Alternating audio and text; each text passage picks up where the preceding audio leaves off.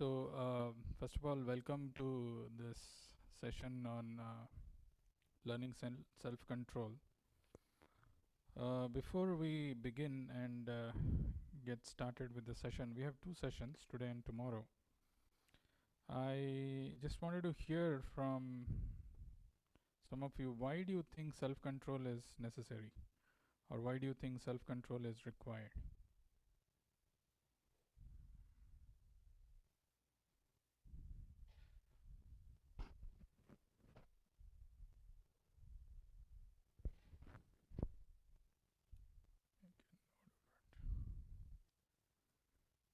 Or how many of you think you don't know whether really self-control is necessary or not? I mean, is it first of all relevant? Very much, Prabhuji. And why do you say so? Because if we are not self, we do not have that, things will be out of control. We will be in anger and, things will be, consequences will be different. Things will be out of control. And what else you said? I said, let's say if we are not in our control, right, then things will be out of control and consequences will be bad. Consequences will be bad. Okay. Can you explain what is consequences will be bad? Uh, let's say if somebody is getting anger, My voice is low. it's okay, Prabhuji. Let's say if someone is getting angry very often, and it means that person is not in control, right? So he or she, they will speak in anger. They will speak anything, and it leads to uh, bad consequences, and they have to suffer later on. Okay. What else?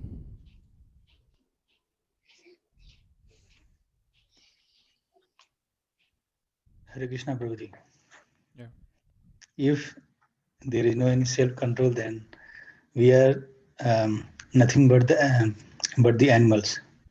So there is no difference between animals and human if there is no any self-control, because we will also spend the life like animals. There is no rules and regulation. Wherever whatever we want, we can do. So that is not that is just like the animal life. Okay. So just like human animal life. Okay. Anybody else? Hare Krishna Prabhuji. Hare Krishna Mataji. If sense control is not there, then we will be indulged, involved in sense gratification, and we cannot move towards devotional service, and we will be always hankering for our senses. So we have to have a self-control to align ourselves on bhakti marg or to achieve which is beyond this material world. If it is really that simple and if we know it, then what is the challenge? Challenge is that we have to practice, we have to bring it in our habit, and we have to be disciplined. If we are not disciplined, then the things will be in different directions, Okay. and we can Got it. achieve.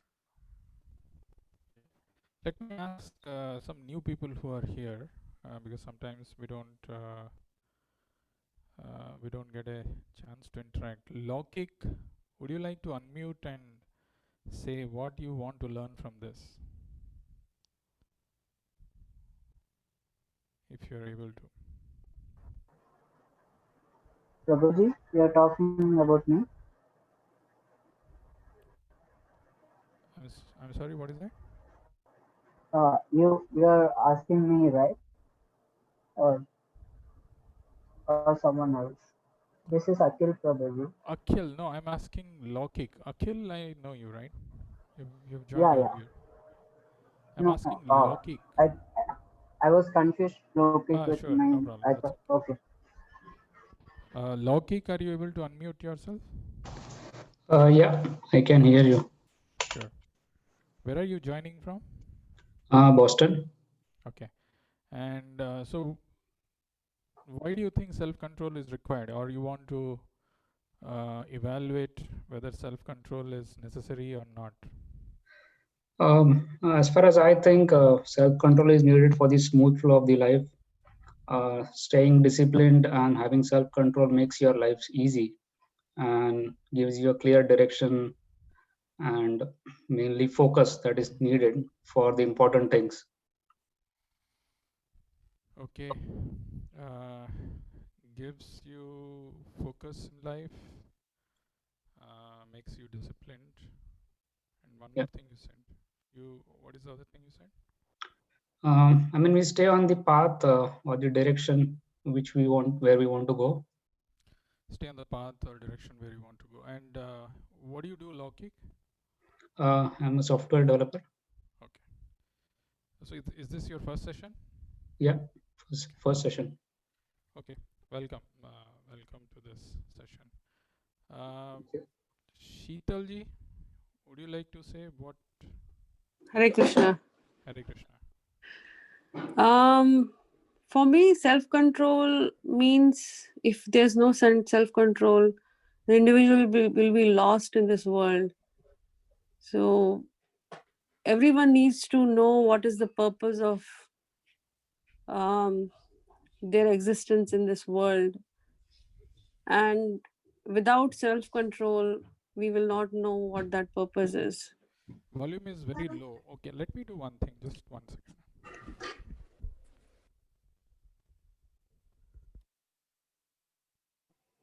Are you able to hear me now? I can hear you well. I think my volume was low. Can you hear me now?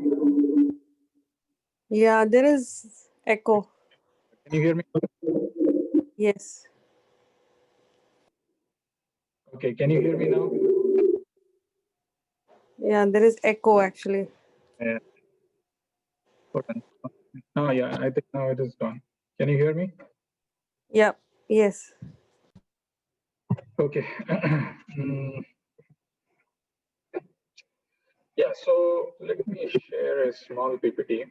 What we will do is, the time that we have today and tomorrow, we will delve into some of the insights from Bhagavad Gita and our on Bhagavatam and understand what it requires to build self-control, why self-control is necessary in the first place, and how as sadhakas we can practice self-control.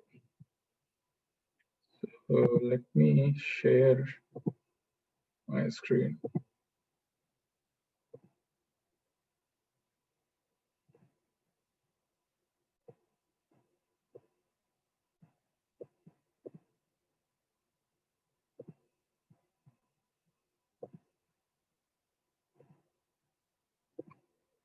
Is my screen visible? Yes. All right, great. So, learning self-control. And the session is dedicated to His Divine Grace A.C. Bhaktivedanta Swami Srila Prabhupada, the founder Acharya of Worldwide Hare Krishna movement. Srila Prabhupada ki. You see, the general human tendency is to enjoy, right? To, as some of you said, to indulge, to find happiness in this material world.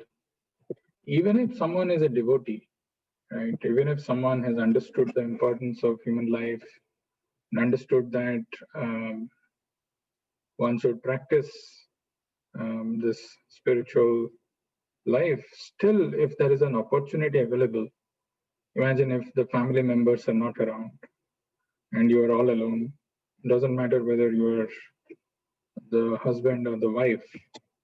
and there is a party which is happening in the next door, right? And you know that you are not supposed to indulge in maybe alcohol or some champagne or anything of that sort, but there is a unknown, invisible invitation within, which kind of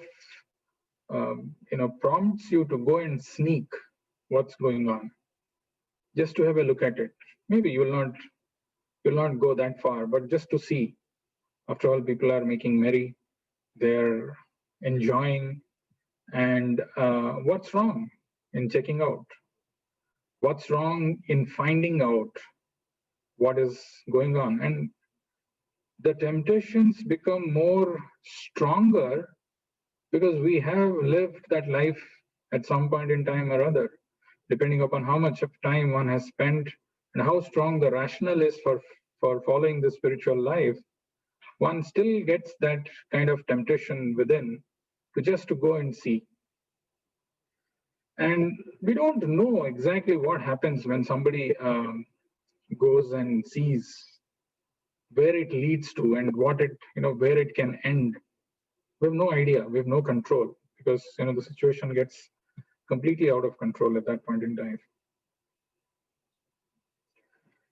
So when people hear for the first time, those of you who are hearing and attending for some time, that's one path, that's one side of the story. But those people who are probably joining for the first time, and when they hear something like self-control, the expression could be more or less like this. My God, why are you telling self-control? Of all the things in this world is after all so enjoyable. It's such a nice place when people are making merry, especially when you come to a country like America, but not really, I mean in India also. I just want to be, there should be freedom, no checking, and I should just go and do whatever I want. Even if, in a social gathering, we may be shy of telling what exactly the deeper desire or the, my hidden intentions are.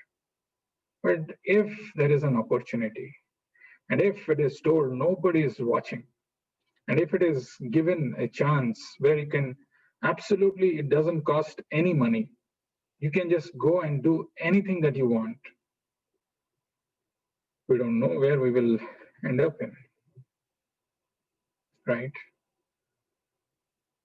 And often if you share that, you are trying to do this kind of a self-control, you get this kind of a reaction from people who know you. What do you mean by you're doing self-control?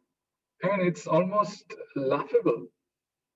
In the world where, you are supposed to enjoy, indulge, and, just be happy, you are saying you are doing self-control?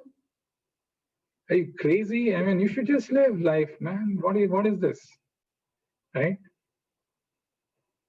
So where is the problem? Where lies the crux of the problem? I don't know how many of you attended the Science of Happiness, but we covered this in depth. What happens when somebody goes in search and pursuit of happiness in this material world? It's a very interesting session. I cannot go into the depth of it. But the essence of that is the happiness that is derived in this material world, which is given in the 5th chapter of Bhagavad Gita. Yehi sangsparshaja bhoga dukkha yenaya evate te adi antavanta konteya nateshu ramate buddha. Yehi sangsparshaja. So when the senses come in touch with the sense objects, sangsparsha. Sparsha is touch, sangsparsha completely when it comes in touch. Yehi sangsparsha ja. Ja means produced. There are different ways, different human beings, different living beings in this material world are produced. Some are produced from the seed, some are produced from the embryo, some are produced from different ways. So sangsparshaja, there is a bhoga, there is an enjoyment which is produced. Yehi sangsparshaja bhoga, bhoga is enjoyment. Dukkha yonaye evate. Actually, that enjoyment which is produced by the senses coming in touch with the sense objects, it looks really attractive at the beginning, but remember, O Arjuna, dukkha yonaye evate, that is actually the cause of our miseries. Why? Te adi anta vanta kaunteya ate shuramate buddha. This happiness that we experience in this material world has a beginning and an end. Adi anta and vanta. There is a beginning and adi and anta. Adi anta vanta kaunteya nateshu ramate buddha. A person who is Buddha, who's intelligent and who's using his intelligence, he does not indulge in this. He does not go for this kind of unhappiness. Unfortunately, the problem is in our vocabulary, the definition of happiness, which is fed or which is wired in our mind or brain, there is only one way that we can get happiness. Wherever the majority of people are going, indulge. The senses are looking for the sense objects, go and grab it. Doesn't matter what it is. Or the mind gives reasons, go and sleep. Do something which is not really, we know that it is not really productive, or this is not really ultimately beneficial, but we hear the words of our mind. We hear those feelings of the mind, and we succumb to this. The word that is used in the Vedic literature is called Maya, right? Maya. Ma means not. Ya is that which is not. So this entire material world is considered to be the place of Maya. We have heard this term many times, but it is important to understand what is this Maya and where is the gap in exercising that self-control. What are we trying to control? Why are we trying to control? And how we can exercise this. That's the subject matter of this 2 days sessions. So what I'll do is I have a few quotes I want to share with you, and then we will see some of the verses from Bhagavad Gita and understand this aspects very closely. I'll skip this verse. Okay, this is a German philosopher by name Friedrich Nietzsche, very famous. Difficult to pronounce his name, but he says something which is very powerful. He who has a strong enough why can bear almost anyhow. This quote is little, if you need to understand this very in a better way. He who has a strong enough why, we need to have a very strong why for anything in life. So the reason why people often fail, the reason why people are not able to exercise the self-control that they are thinking of is because the why is not very strong. And this is a quote by Friedrich Nietzsche, who says, he who has a strong enough why can bear almost anyhow. If your why is very clear and it is a very strong why that I need to, then automatically, even if there are pains, even if there are difficulties, even if there are seemingly reversals, obstacles in life, one can overcome it. Most often the why is so weak. And the sad part is really, if some people are ignorant, that is one thing. If people are knowing, yet they are not able to exercise, that is the ironic part. That's the saddest part. Where people know that they can do this, but the why is so weak, or it becomes weaker because of some things which are happening. And we will try to analyze them, what exactly Krishna is trying to say in Bhagavad Gita. Very, very powerful. That we are not able to exercise this self-control. Martin Luther King, again, we just had MLK Day, right? Martin Luther King Day. Martin Luther King Jr., he says this, if a man has not discovered something that he will die for, he is not fit to live. So if you're really looking for a purpose in life, if you're really looking for something you are so passionate and committed about, if you have not discovered that, then he will die for, then he's not discovered, then he's not fit to live. Most often people actually do not have a clear goal. They really don't know why self-control. Of course, you are told that self-control is required, a discipline is required. We all understand this. We all know the theoretical aspect of it. But the practical application in real life, when it comes to that knowledge being applied, we lack, we fail. Because the reason we fail is we don't realize that why I should do this self-control is not very clear. And I'm not very firmly convinced about it. Let me tell you a story. The story is of a man who went to Sant Ekanath in Maharashtra. So Sant Ekanath is a very devoted saint, and this person apparently, has got a lot of material ambitions and goals, and he goes to Sant Ekanath and he says, "Oh Maharaj, मेरा मन नहीं लगता भगवान में. My mind doesn't get fixed in the Lord. My mind is so fickle, so scattered. I am not able to bring it in sadhana. So I sit in the morning for puja, but the mind runs in the world. I take the name of God, but the mind is thinking of sons and daughters, beta beti. I do the arti, but the mind is thinking, what is the price of potatoes? So he's asking, oh Babaji, please tell me how to control my mind. Sant Tukaram, at that point in time, he said, Arey, oh beta, you are talking about controlling the mind, but I can foresee that you are going to die in 7 days' time. And he paused.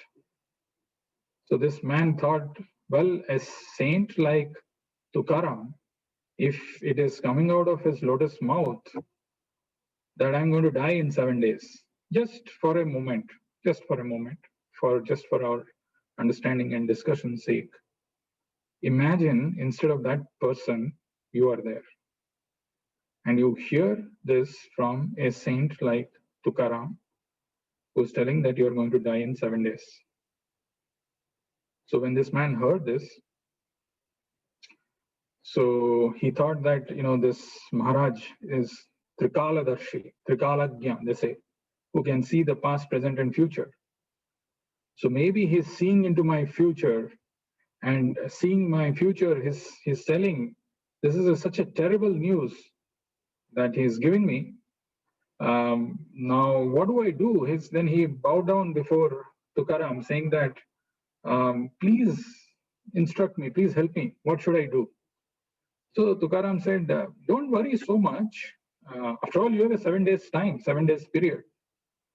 Free yourself from the encumbrances and all these attachments that you have in this material world. Free yourself from all of this and come to me on the 7th day. Come to me free. Come to me like a clean slate. The other day, I think we were discussing when you have to go to the spiritual master to receive the knowledge, you have to go as a clean slate. So come to me as a clean slate, as an uncluttered person, and then I will tell you what is to be done. So this man, he goes back with this knowledge that he has got 7 days to live. His whole perspective in life changed. So it doesn't matter if I have got 7 days to live. Now it doesn't matter whether Obamacare is going to remain or they are going to repeal it, because anyway I'm going to die in 7 days' time. It doesn't matter whether NASDAQ is going to go up or not. It doesn't matter whether Joe Biden is going to do something very nice for the internationals it doesn't matter whether my neighbor has got a bigger car or a big house. It just doesn't matter, because I know that I'm going to die in 7 days' time. So his mind automatically became calm, and he became completely relaxed. Then he goes on the 7th day to Sant Tukaram, and he asked him, "Oh Mahatma Ji, tell me, what should I do?" So at that point in time, Sant Tukaram, he said, "Beta, are you able to think of God?" So he said, "Maharaj, today my mind is only in God. It is not wavering from there." So Sant Tukaram said, "You know why? Because your intellect is thinking today may be my last day. And that is motivating you. So that is motivating you so that, you're remaining fixed, you're remaining calm, you're remaining undisturbed." So if we remember this one thing, that death is going to come at any point, at any given point in time. If we don't forget about two things, Lord in our life and the death, and every day when we get up in our life in the morning, if we tell it to us, if we tell it to ourselves, today could be my last day. So if you remember this one single thought, just this one single thought, all the lethargies, all the idleness, all the excuses of mind can be overcome. But unfortunately, this also doesn't stay with us. And there is no one in this world who has been privileged to get notice from the God of death or messenger of death saying that I'm going to come on so and so date at so and so time. For sure, today could be our last day. So when we remind ourselves in the morning, maybe today is the last day, then there are so many things which bother us, so many things which distract us, so many things which allure us. We can overcome them very easily. So if a man has not discovered something that he will die for, he is not fit to live. Let's go for this is the crux of our session that we are going to have. You meditate on this one quote. It says, "A diamond is merely a lump of coal that did well under pressure." Basically, there is no difference between a coal and a diamond. It is only the difference is the diamond did well under pressure. If that is the case, what does that mean is a person who's able to exercise self-control. Those of you who are familiar with Bhagavad Gita, if you see 16th chapter, first verse of Bhagavad Gita, Krishna actually says the chapter name is Divine and Demoniac Nature. So there are the two natures, the two qualities within us, within each one of us. One is called divine nature, or the saintly or the godly qualities, and the demoniac nature, the qualities of being demoniac. And in that, the first three verses, actually Krishna lists the qualities of a divine person. Abhayam sattva samsuddhir jnana yoga vyavastitihi danam damascha yajnascha swadhyayas taparjavam ahimsa satyam akrodhas tyaga santir apaishunam daya bhuteshu aloluptvam mardhavam hirachapalam. And then the next set of qualities is Teja Kshama Dhriti Saucham Adroho Nati Manita Bhavanti Sampadam Daivim Abhijatasya Bharata. In that, if the translation, if you see, the blessed Lord said, fearlessness, purification of one's existence, cultivation of spiritual knowledge, charity, self-control. So self-control is one of the qualities, divine qualities. Right? Damaha. Damaha is the word which is used for self-control. It's a divine quality. It doesn't come, I mean, if a person doesn't pay attention or doesn't know about it, he remains in this material world with certain base qualities. He doesn't develop these divine qualities. So what that means is to remain like animal, like a coal. But every coal has the potential to shine like a diamond. And those are by exhibiting these divine qualities. Let me just tell you quickly, what is the problem by indulging in this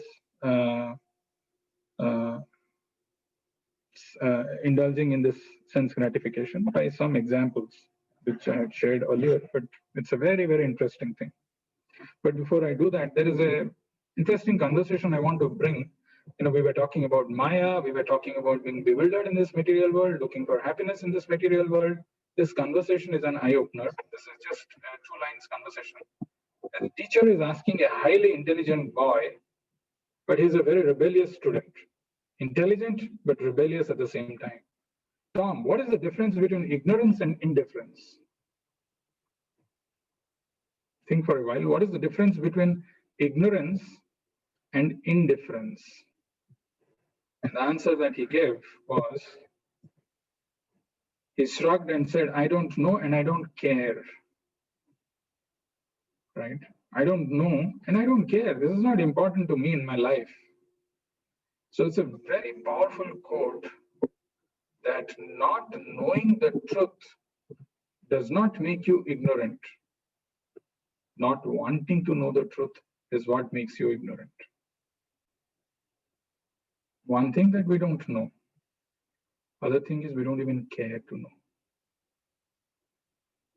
Not wanting to know the truth is what makes you ignorant.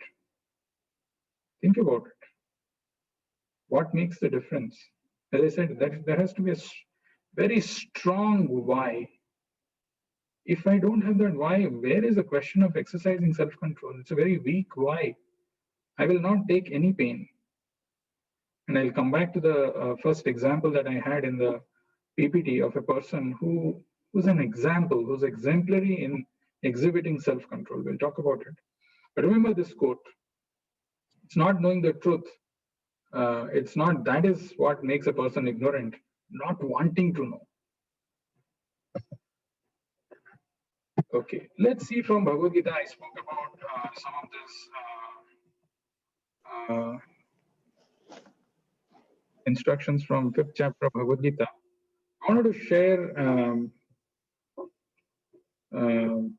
some very interesting aspects. Usually people think if I have a lot of money, a lot of accumulations of material things, I will be happy. If I have a lot of dollars, if I see, or if I have a big bungalow, a lot of servants, a lot of enjoyment will come from that. Actually, it is not true. I wish it would have been true. And in that case, probably the richest man in the world would have been the happiest, but that's not true. But the whole point is we are so driven by that kind of a thought. We are so driven. The pursuit is so strong in our behavior, in our mannerisms. The only way that we think we can be happy is by having a lot of money, having a lot of power, having a lot of followers, having a lot of material assets. In Bhagavad Gita, 2nd chapter, actually, there is a whole flowchart, a sequence of things which Krishna talks about. Dhyayato Vishayan Pumsa, starting with that. Sangaste Supajayate, Sangat Sanjayate Kamaha, Kamat Krodho Vijayate, Krodhat Bhavati Sammoha, Sammohat Buddhi, Sammohat Smriti Bhramsa, Smriti Bhramsa Buddhinasu, Buddhinasa Pranashyati. So the root cause of our problems is desire, right? And that is what also Buddha's 4 noble truths talk about. This world is a miserable place. Yes, the same world which we think is a place where we can enjoy, we can experience happiness, we can be blissful, is declared by Buddha as this world is a miserable place. Cause of misery is our desires. There is a cause for the misery, and the cause of misery is desire. And when the desires are over in our mind, then we can become peaceful. But in Bhagavad Gita, Krishna goes further. He tries to find out what is the root of this desire. The root of desire, as explained in Bhagavad Gita, is an attachment for a particular thing. It is not desire which is bad, but how does one develop this desire? The desire comes when one is repeatedly contemplating on certain objects, and that repeated contemplation produces a desire, and that desire leads to either greed or anger, and both are problematic. If the desire is fulfilled, then it becomes a greed, and if the desire is not fulfilled, then it leads to anger.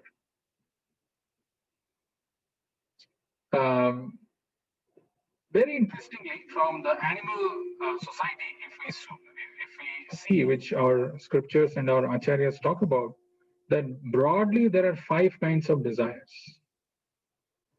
The desires which are produced because of our 5 senses: smell, seeing, taste, hear, and touch. And the animal kingdom, we can learn how dangerous are these desires. The same desires which we want to fulfill, which we want to gratify, how dangerous are they?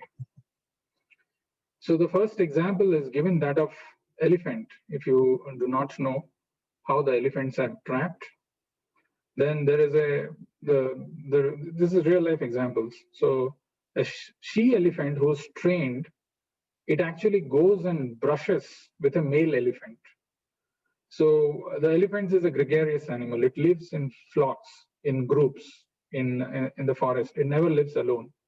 So there will be a group of elephants who will be passing by, and this trained alone sea elephant comes from somewhere, and she apparently gives some signal to the male elephant in whatever way, hi, hello, their eyes, they exchange some communications, and then she goes and brushes along the male elephant.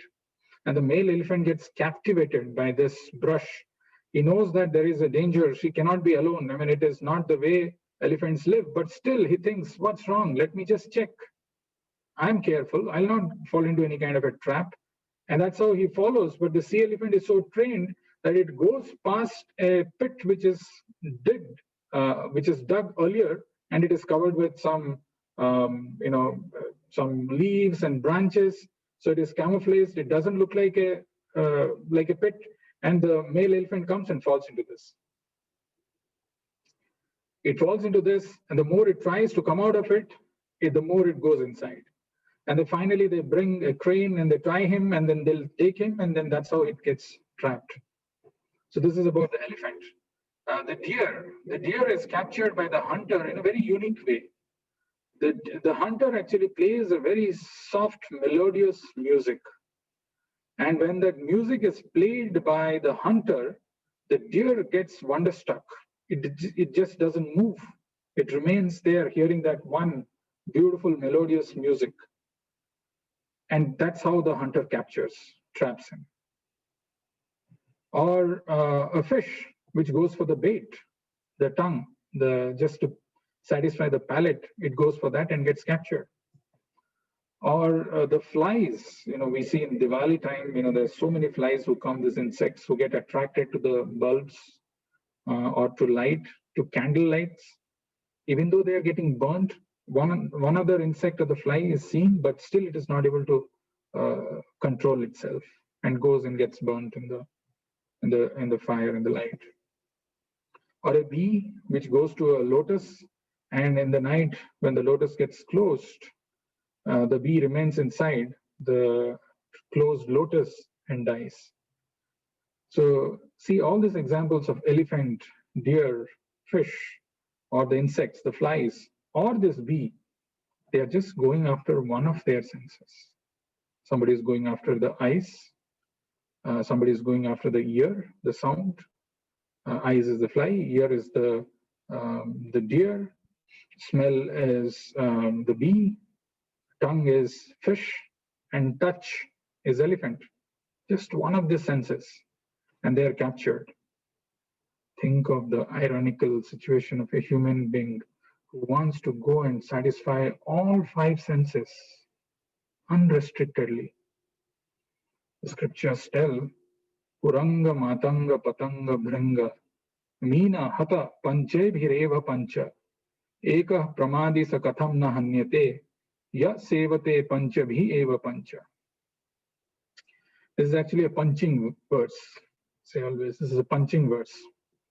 Kuranga, Matanga, Patanga, Bringa, Meena. Meena is fish. Matanga is elephant. Patanga is the fly.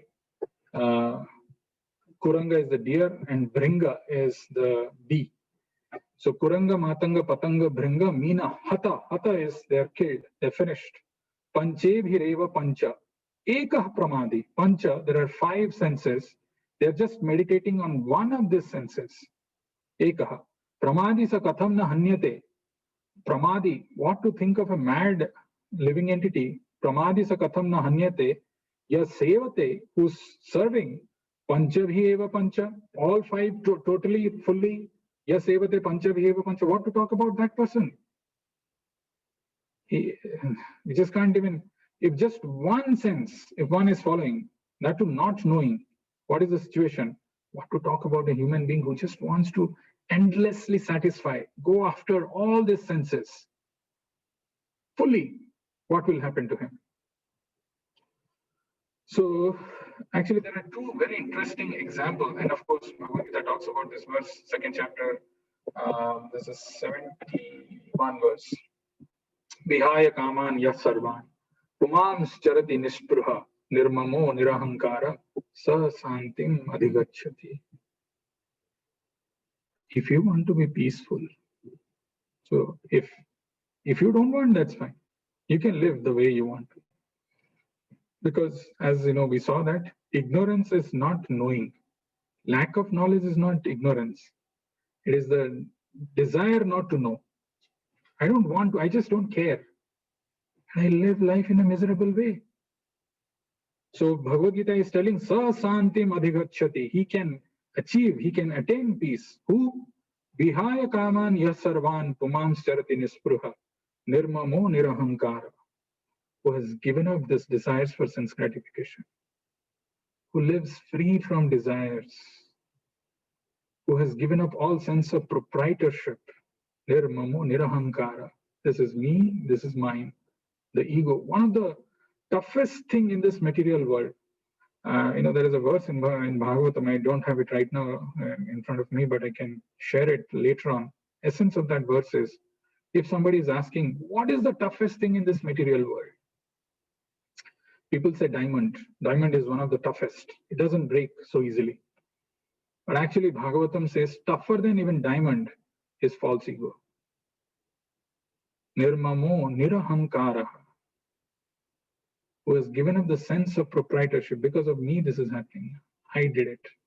Who are you? Actually, the ability in us also is given by Krishna. The intelligence to do something is also coming from Krishna, but we take pride in that. This is mine. Because of me, this happened. The sense of false proprietorship. Nirmamo nirahankara sasanti madhivgacchati. So then he can attain real peace. But very interestingly, I just wanted to tell you 2 examples, and then we'll come back to some very powerful meditation from Bhagavad Gita, and we'll stop and see if there are any questions. I spoke about the 4 golden truths. Sometimes people say that, there is something good in a particular product.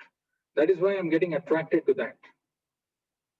Like this product is so attractive. It is so good. That is why I'm getting attracted to it. The answer is it's a myth. The cause of desire is the intrinsic qualities of something. It's a myth. Actually, the cause of desire is not intrinsic qualities, but the attachment of our own mind. And the attachment is coming because of repeated meditation. Repeatedly meditate, repeatedly. Then I develop an attachment. And that attachment becomes the cause of our desire. This is a very classic example, but I'll skip this. Okay, let me say, the example is very simple. We can see that, when a child is born in a family, how parents are so happy, right? They cuddle the baby, they change the diaper, they change the excreta, they kiss the baby, they just love the baby. So, they don't mind putting their head or mouth or nose on top of the baby. Even if, there is something which is apparently stinking or smelling, the parents don't feel that.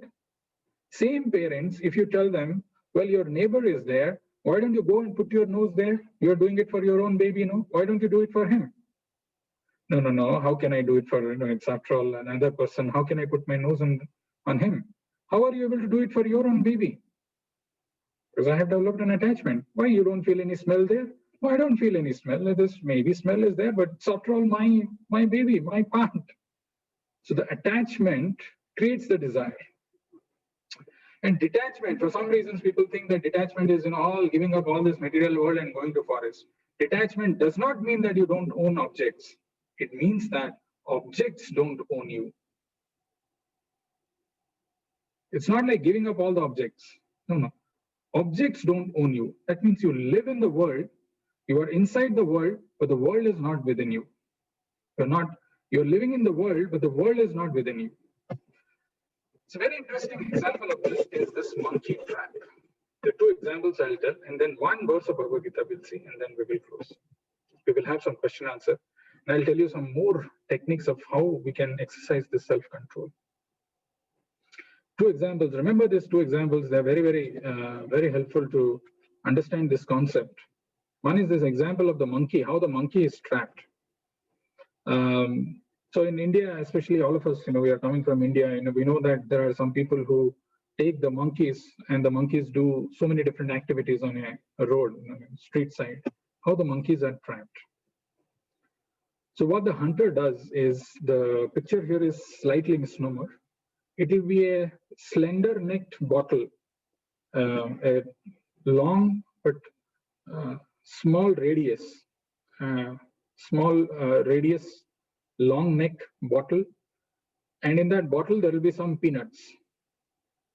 So the monkey goes and he sees, oh well, there are some peanuts, and then he looks to the right, to the left, front, back, up and down. He sees nobody is around, puts his hand inside that to take those peanuts. So when he puts his hand, he somehow manages to put his hand and he holds those peanuts. And when he holds these peanuts, it becomes now a fist. And when he's trying to remove his hand from the bottle, he's not able to remove. And he thinks he's stuck there. And at that point in time, the hunter who's hiding behind some tree comes and hits this monkey with a stick. And the monkey gets captured. Only thing that the monkey was supposed to do, or what it could have done, is release the peanuts. And the fist would have been released. He could have brought it out, his hands. Somewhat similar to that happens in our life also. We get attached to various material things in this world. And that attachment becomes such a big obstacle, such a strong barrier in advancing in our spiritual life, we don't even realize, like the monkey. And we get trapped. If you still didn't understand this, there is a very nice instructive story of Janak Maharaj. And Janak Maharaj was once in his palace discussing something very important with all his wise ministers as to what is this Maya and how we can come out of this Maya. So he asked all his wise ministers, and the ministers thought to themselves, they were discussing amongst themselves. At that point in time, there is a great saint, there's a great sage by name Ashtavakra. Ashtavakra means whose body has bent in 8 different parts. Imagine how ugly he'll be to look at. At 8 different parts, the body is bent. So when he walked into the assembly, all the ministers and other whoever were present, they started laughing at him. So he thought, he told that, I thought I have come to the sage of, I had come to the assembly of wise people, but I didn't know that I'm there in the assembly of some chamars. Chamars is who are just looking the skin or the external body and forming an impression about the person. But just by hearing that and knowing that it is Ashtavakra Rishi, everybody bowed down, paid their respects. And the king thought it is wise to put this question before Ashtavakra. So he asked, what is the cause of Maya? I mean, how can one come out of Maya? What is why people are not able to come out? Ashtavakra Rishi, instead of answering the question directly, ran out of the palace. Imagine Ashtavakra running out of the palace. Somehow, in whatever way, he ran out of the palace. And outside the palace, there was a big tree, and he went and embraced the tree. He embraced the tree and he started yelling and just loudly screaming, "Leave me! Leave me!" So everybody followed. Ashtavakra Rishi has gone out and he's doing something. King Janak also went and saw what's going on. And Ashtavakra Rishi is not leaving and he's shouting, "Leave me! Leave me! Leave me!" Then Janak Maharaj told elevated Mahatma, great saint, "Isn't it strange? I mean, you are holding this and you are asking to leave me?" So Ashtavakra Rishi answered, actually, that is what is our position. We are only holding, we are only attached to this material world, and we are saying, how do I come out of it? Simple thing is, we have to come out of it. Not that Maya is capturing us. We are capturing the Maya. We have held it strongly.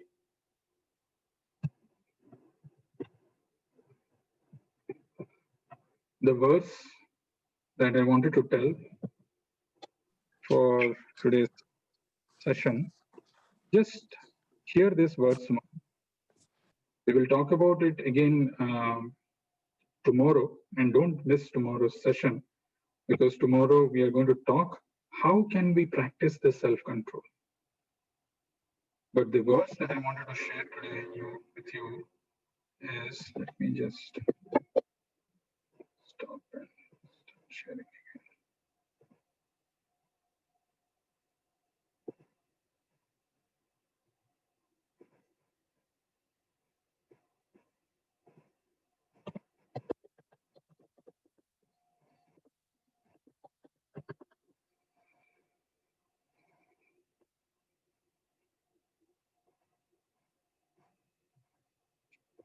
So this is a very, very important verse. So those of you who are interested and who want to know what exactly is the solution, how can I exercise self-control in my life, there are two homeworks for you. One is read this verse, Bhagavad Gita 7.14, just one verse. Bhagavad Gita has got 18 chapters, 700 slokas. Just read this one verse. And the second homework is read, if you get access to a book called Matchless Gift. I don't know what does the first part of that book is. Krishna Consciousness, the Matchless Gift, or something like that. The book is called Matchless Gift. If you have, read the 4th chapter of that Matchless Gift, which talks about self-control, how to exercise self-control. Read that. Then the session tomorrow will be very, very productive, very meaningful. You'll actually learn a lot. But if you don't have it, and those of you who have registered to those email IDs, I'll send you the PDF of that particular chapter of Matchless Gifts, which talks about why this self-control is necessary and how we can exercise that in our life. Read that, and we will have the discussion. But before we close, just for 5 minutes, we will talk about this one verse, and then we will see if you have any questions. This verse is one of the most powerful verses of Bhagavad Gita. So here, Krishna is telling, Daivi hi esha gunamai, mama maya duratyaya, mameva ye prapadyante, mayam etam tarantite. I told at the beginning, the why is so important. If we know that why, I don't mind doing any of those hows, any hardships, any pains which are coming in my way, I don't care. So that why is establishing that why in our life is very important. I was showing in one of those in the slides, the earlier slides. I'll show you again after this verse is, if I change to my PowerPoint. There was a man who was wearing a specs. He was a black American. His name is Edwin Moses. You can search for him. He's one of the Olympic athletes, and he has got a remarkable record of being victorious for a longest period of time in mankind. I mean, he was winning for a very, very long period of time. 400 meters hurdles or something like that he was running. So that person in his life, he shared something very valuable, very, very, very important to remember, is that, for this Olympic athletes who want to make it big, he says, from a very early days, from the beginning of my childhood, I had told to myself, if I want to become a successful man, I must endure pain.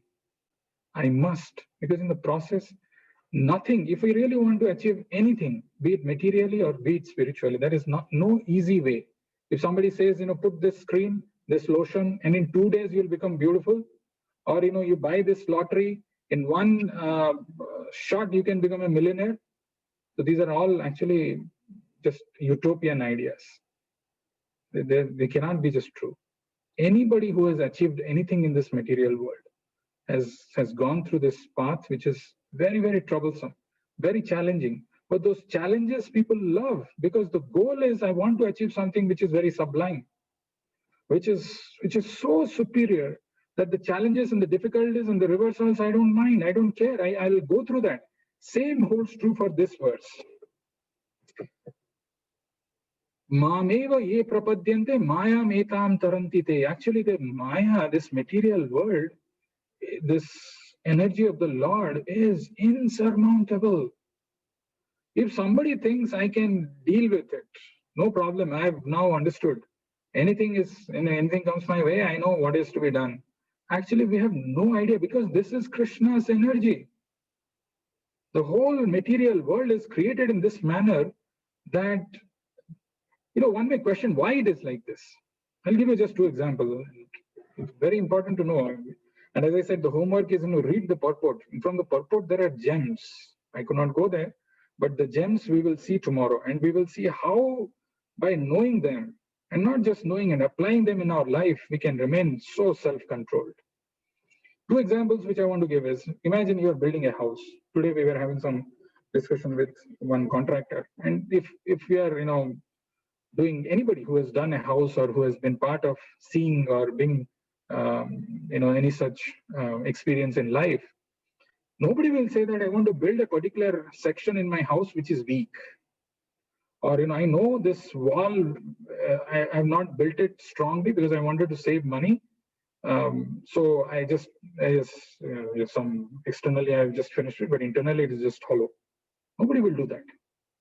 Why we will not do that? Because if something happens and somebody falls on that or somebody hits it, then it will break.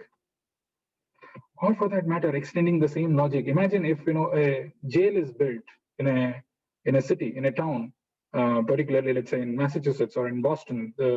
If there is a jail and the jail is not built strongly, jail, after all, who goes to jail? Not many people go to jail. Just do it. Whoever comes. We'll just lock them for the namesake. They will be there. Who will remain there? Everybody will try to escape out of this. The jail is built strongly so that the people who are creating disturbances remain there, locked up, and they're not able to get out of it easily.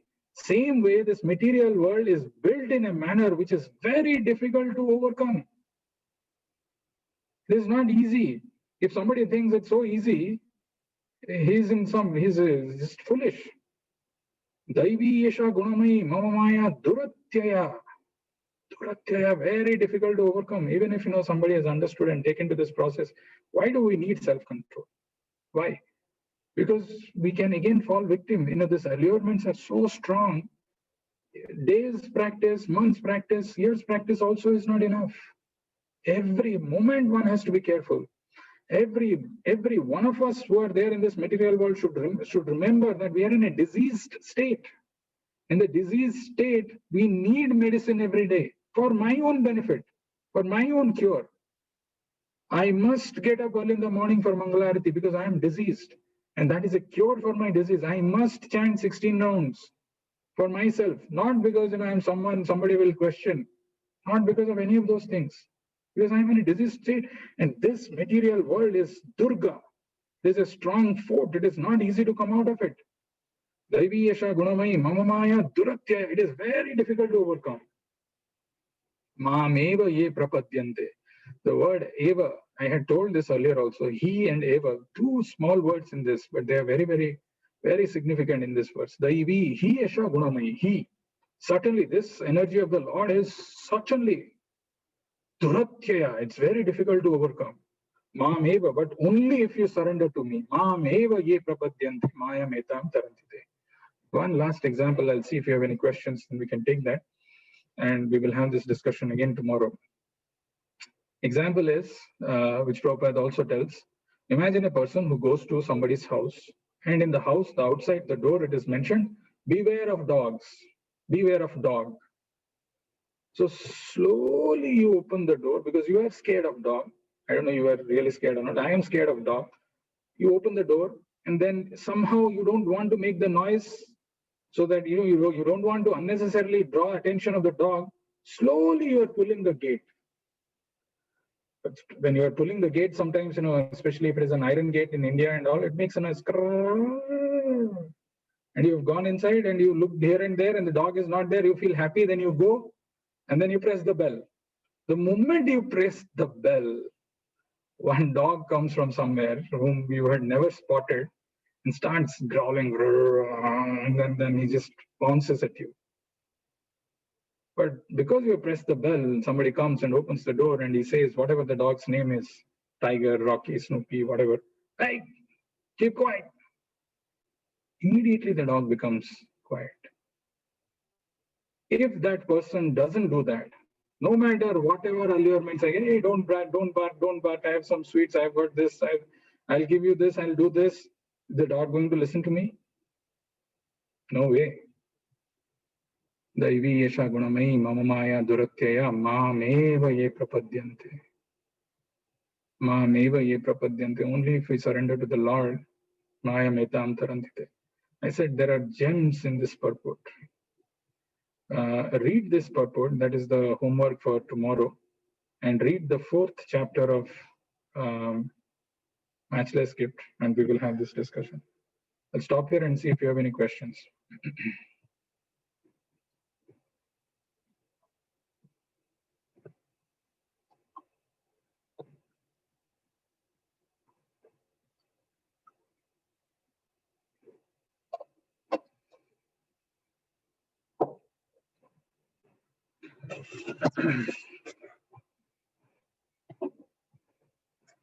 Anybody has any question? Sheetalji? No, I don't have any questions. Anything you want to repeat or share, or anything you want to say which you liked? Yeah, I mean, it's actually really hard to exercise what you were just explaining unless we have some sense of direction, or at least, I mean, I have to for like an example for me, I'm trying hard. Like one examples of self-control which I want to do is get up early in the morning and chant, but I have not been able to do that. And I think, as you said, right, I'm just hanging on to something which is preventing me from doing that. And if I just think in my mind that I have to do that, like, I'm just giving one example, example from my side, so then I will be able to do that. So yeah, so you in one sense, the thought that you're having is true, that it is not easy to exercise the self-control. But in another sense, it's actually quite easy, especially for the people in Kali Yuga. How easy it is, we will see this. I can give you what it is. But if you don't really understand, you will not value that. Actually, the simple process is chanting Hare Krishna Mahamantra, which you are trying to do, you are saying. But if you are able to do this every day, just this one thing, you see, what happens is, when you are weak and when you are attacked by so many people, when you are weak, when you don't have enough strength, you can't resist. I mean, you can't win over them. But when you develop strength, when you do some, muscle building, when you are doing some exercises, you go to gym, and when you are becoming strong, and then the same opponents, the same people who are attacking you are again attacking, they will not be able to attack you. Your resistance from within has to increase. And very, we are extremely fortunate having known what can increase our resistance, what can increase our strength. And we will see this tomorrow, exactly the link where, Hare Krishna Mahamantra, when we chant this, what it does, how it can, it is so powerful, so powerful. If we just can do this, there are a lot of, automatically there will be a lot of spiritual muscle which will be built, and you will be able to defend, you'll be able to better, protect yourself. Having said this, that alone is not sufficient. You need association of devotees. You need to come in a sangha to get that power to overcome this material pull. Alone, nobody has done. Nobody could do this alone. Had it been the case, just by hearing, just by taking this book, sitting in one place, we could have done this. We need the association of devotees. There lies the real strength, and one has to seek association of devotees. Yeah, it is not true. like association of devotees. Devotees will come and say, oh, you are in trouble, you are in this thing. Oh, come, I'll tell you. Not like that. I have to seek. It's a very important point. The verse which is there in Bhagavatam, 3rd canto, Kapila Muni.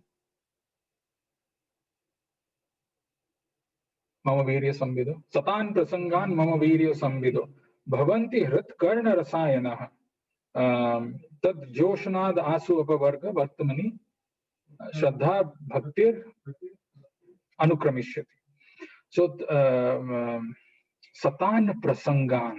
Actually, when we come in an association of devotees where the supreme absolute truth is discussed, to find a place like that itself is a rare thing. Where people are interested in talking about the supreme absolute truth or the supreme Lord, it's not easy. Whole material world talks about something else.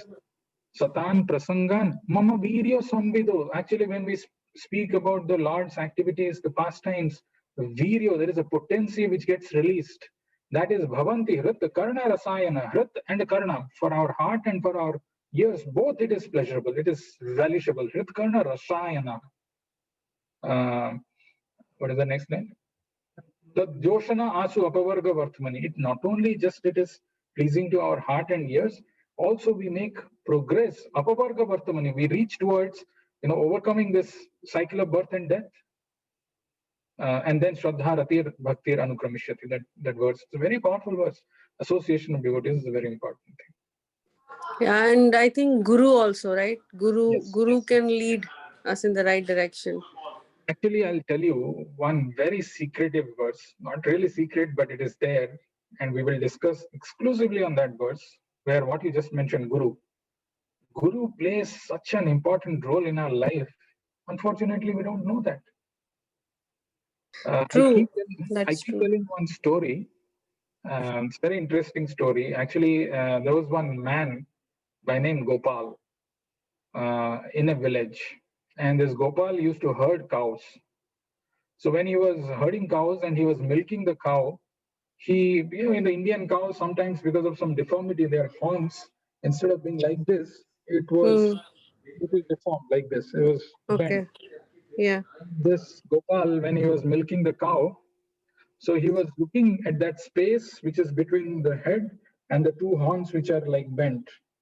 He used to meditate on that. Sometimes people have this weird, kind of things. I'll walk on this and I'll not walk on that. I'll do some things goes on in people's minds. So regularly he was milking the cow and he was meditating on that space. And very deliberately, he's meditating on that every day. And one day, the curiosity got better out of him. So he went and put his head inside that space, that triangle kind of a space. And then he's put that head there and he's not able to bring it out. And then he started shouting and then he started yelling. And the cow also became scared, and never ever in her life somebody has done like this. So the hind legs of cow, it has gone up and it is also jumping. And then he screamed and then people came. And then they pulled him out somehow. They held the cow, they held him, and they pulled him out. And they asked him, "Hey, oh Gopal, didn't you think about it? How did you put your head in there?" What do you mean by I didn't think about it? For 1.5 years, I've been thinking about it. Meditating on this, right? So with our intellect, with our mind, we can't find solution. We need a guru. Yeah, true. Instruction of guru. So we have to. Bhagavad Gita says, "Tadviddhi pranipatena pariprashnena sevaya upadikshanti te jnanam jnaninas tattvadarshina." Just by submissively inquiring, hearing from a guru, and serving him, can come out of this. Yeah, I think guru is very important. Yeah, guru is important. There are two more things which are important. I'll tell you about it tomorrow. So join at the same time. Any other question anybody has?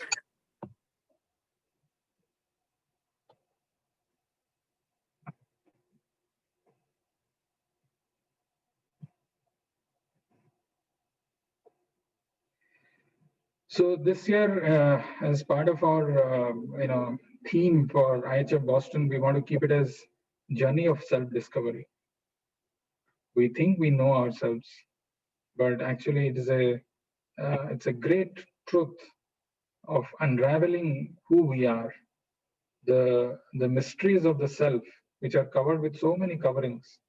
When we unravel that, and it is a process, that's why it's a journey.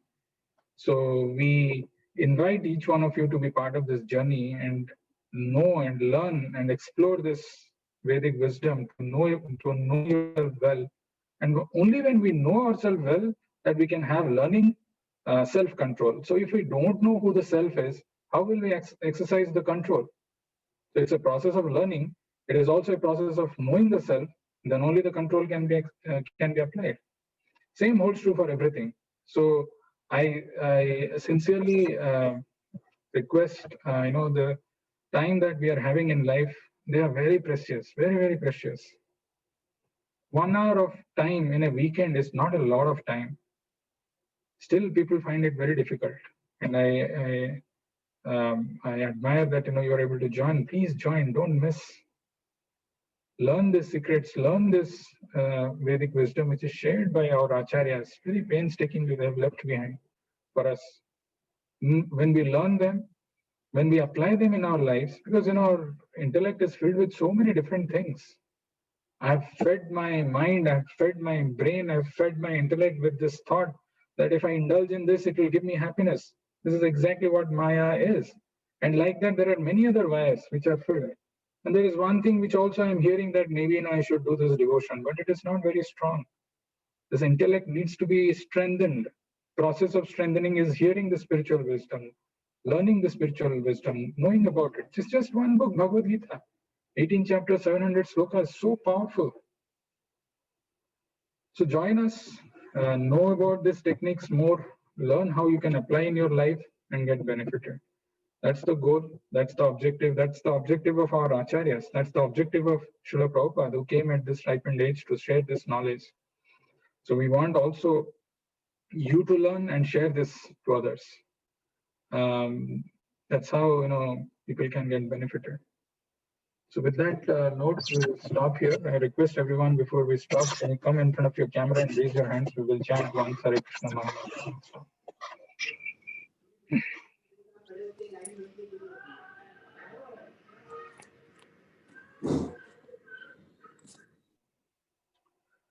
Hare Krishna, Hare Krishna,